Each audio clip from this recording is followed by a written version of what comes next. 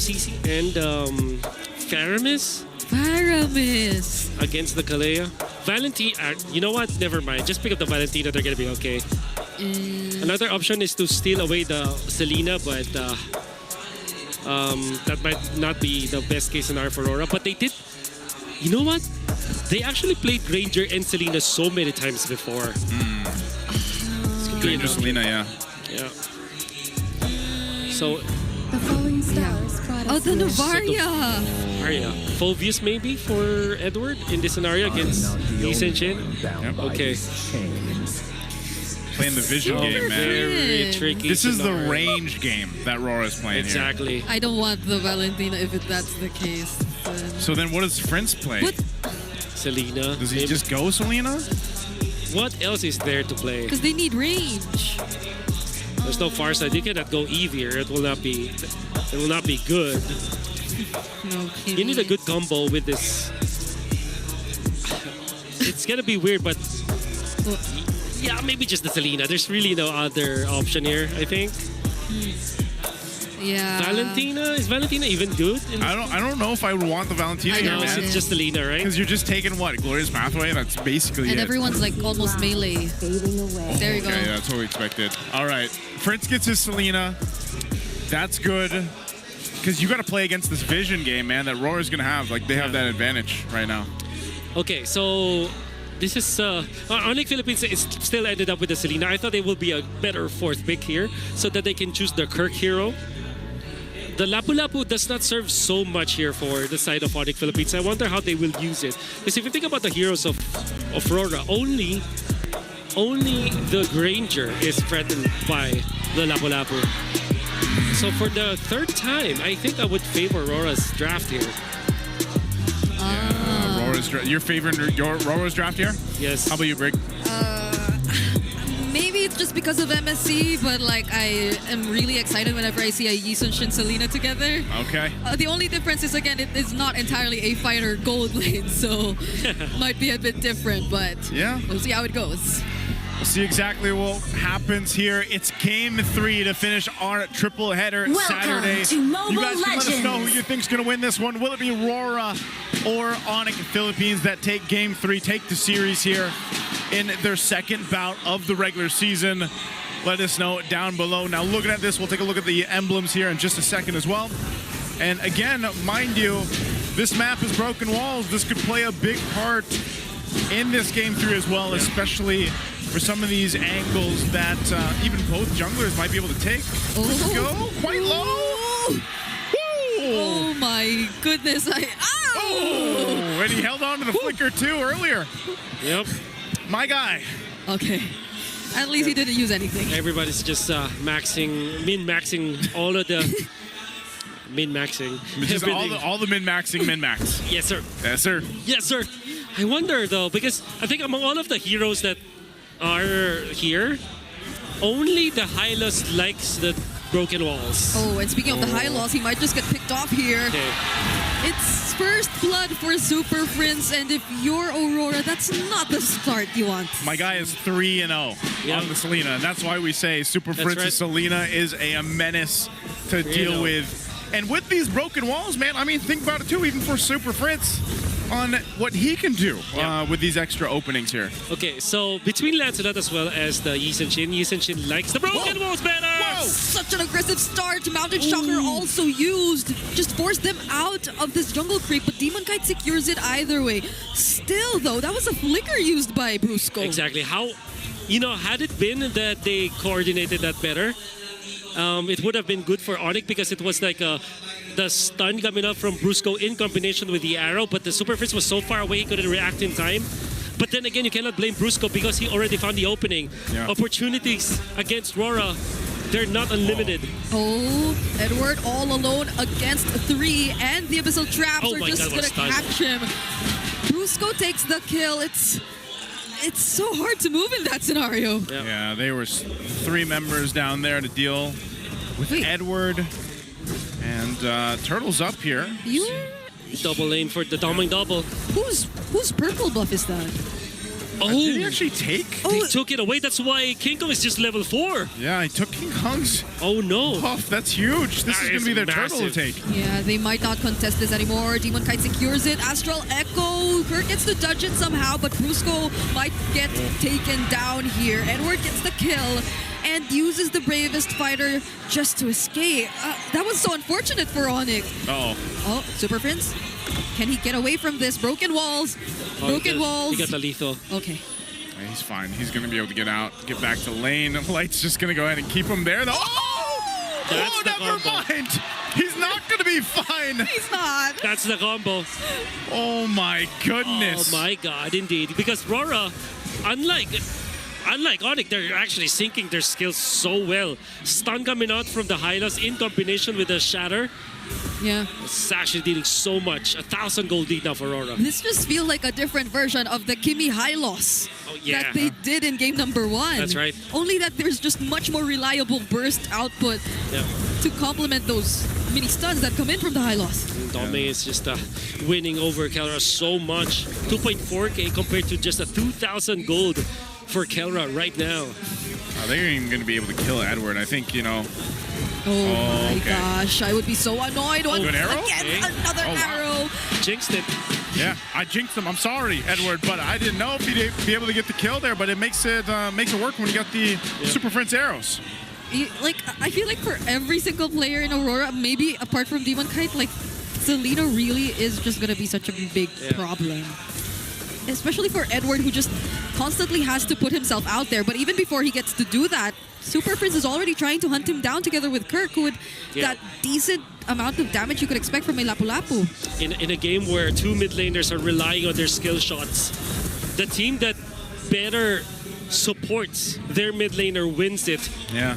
Just like in the bottom lane, you saw Super Prince being aided by Kirk, and then Light aiding Yue. Such an interesting way to work with this range that both teams have. You can see this. Everybody Broken wants walls. to join this fight. Even Kelro wants to make his way down for this. A 5v5 with the second turtle. Yeah, Brusco has a flicker, but Demon Kite won't wait for any engage whatsoever. Oh, They Brusco. just take the objective. Oh, but somehow they're able to catch Edward. Edward gets the Edward. flicker out to safety though, but Kirk will catch him. And now Brusco's the one trying to run away. Abyssal arrows won't land. Demon Kite trying to fight against multiple members of ONIC, but it might be the disengage for now. Not unless ONIC still want to go for it. But every single member of Aurora is already running away. Little bit of a lead there for Aurora, as they are able to take that turtle.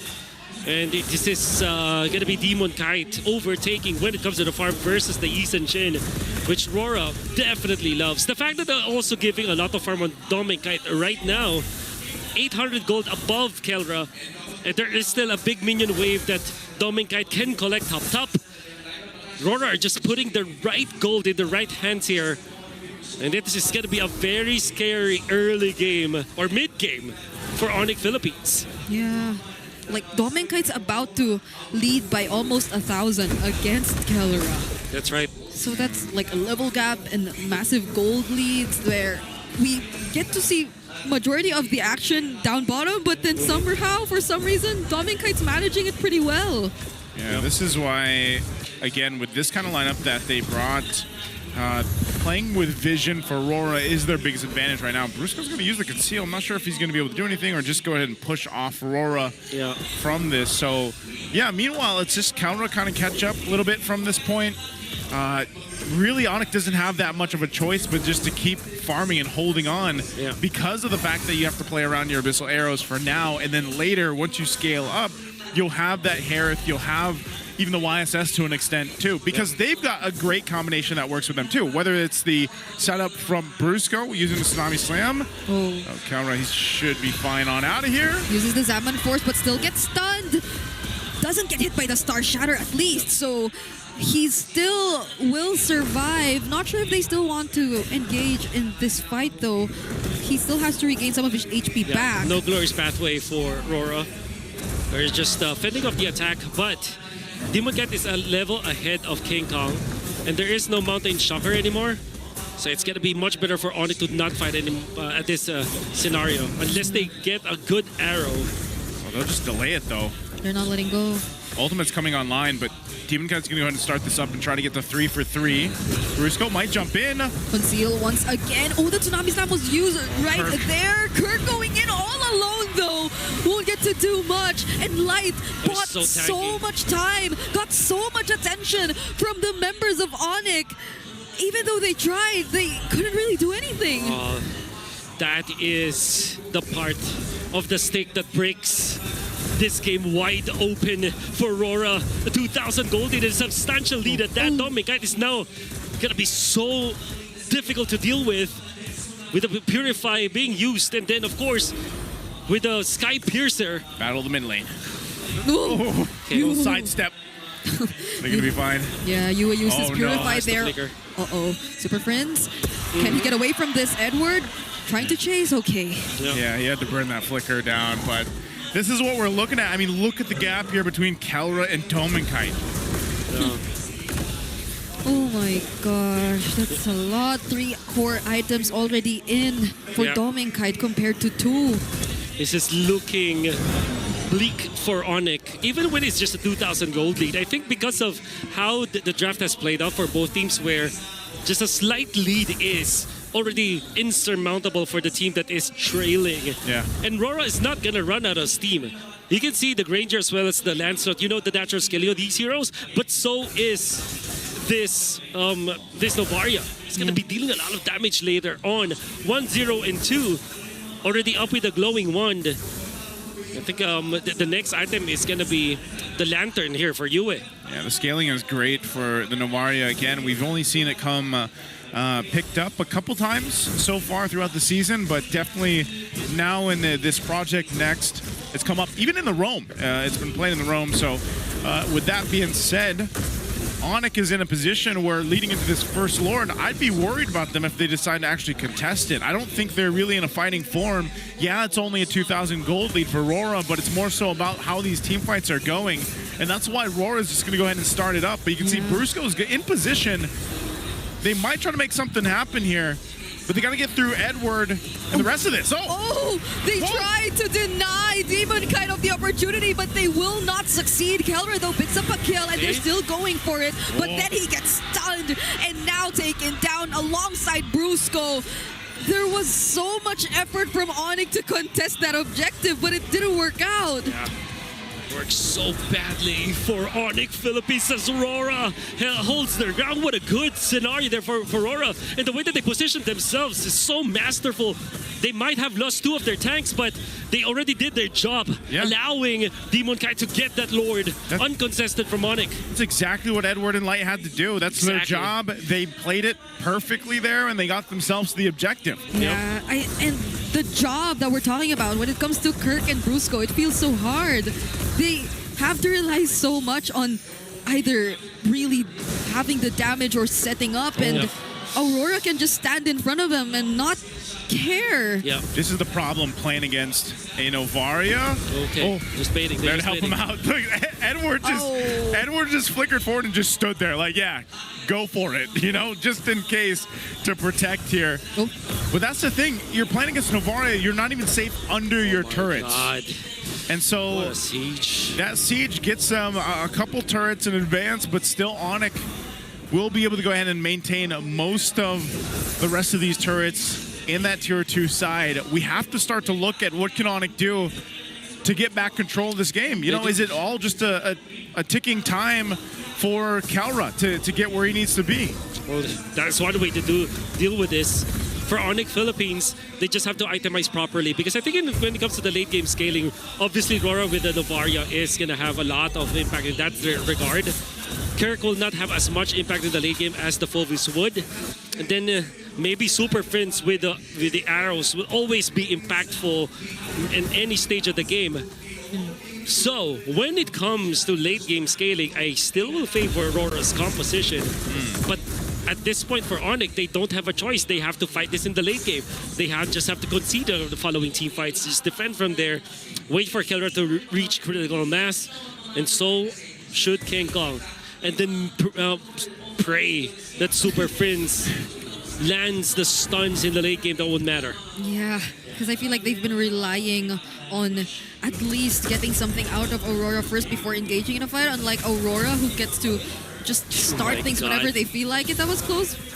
Could have been another purple buff that went into the hands of Yue, but now they're handing it over to Kelra. So really trying to put in the resources in the right places. But this is just so tough. Like, if you're relying on an arrow or a setup first before you get to fully commit in the fight. That's kind of what you have to do, you know? You rely on these arrows. Even if they land here, whether it's Yue or Domenkite, you can't necessarily just follow up on it the way you'd think you'd be able to, or how they did in the early game. It's got to be definitely timed well. Lord's being worked on. Its half health already, so ONIC, what's the play here? King Kong's going to be spotted out by Light. It's going to go for a bit of a reset, but still playing around these broken walls. They'll keep it maintained, but this is the problem too. If you're just around an area too long, and Novaria can just keep shooting off shatters. But they're going to go for it, looks like. Mountain Shower already used, and that was just to buy time for Demonkite. He gets caught, though, by the Tsunami Slap, but do they have enough damage? It doesn't seem to be the case, because Domenkite, too, is dealing with every single member in the way. It's a triple for him, and they might be looking to get more, but they will stop at that for now, not unless Domenkite goes for it. King Kong and Super Prince are the only ones left alive. Domenkite with a triple, and they're going to continue down the mid lane. This is a problem. Well, Demonkite walks with the Lord. Light actually tanks the arrow that would have been there for the defense. Kenra is too far away. Is this an end angle? Super Prince lands an Abyssal Arrow, but it's going to be Light who just constantly tries to take them on. They get a base turret too, and that's not even with the Lord just yet. ONIC has to deal with this up top, but just look at Yue. Astral Echo in, Glorious Pathway, everyone trying to take on ONIC. And they push them out of the turret, so they take down 2. Okay, they get 2 base turrets. That might be all Aurora gets. It looked like a possibility to end the game there, but they'll still respect what ONIC can do. They're looking to get this last turret if they can. That was a single star shatter, bringing Kelra to half HP. Strength of the Varia at this point in the game. They need Twilight Armors. Oh, what are they going to do here? The waves are cleared in. Nope. Do they look for this to end it? Demonkite going in. Brusco using the Tsunami Slap, but there's not much that they can do with it. 4 members of ONIC are down. Another triple for Domenkite as they seal the deal and take game number 3.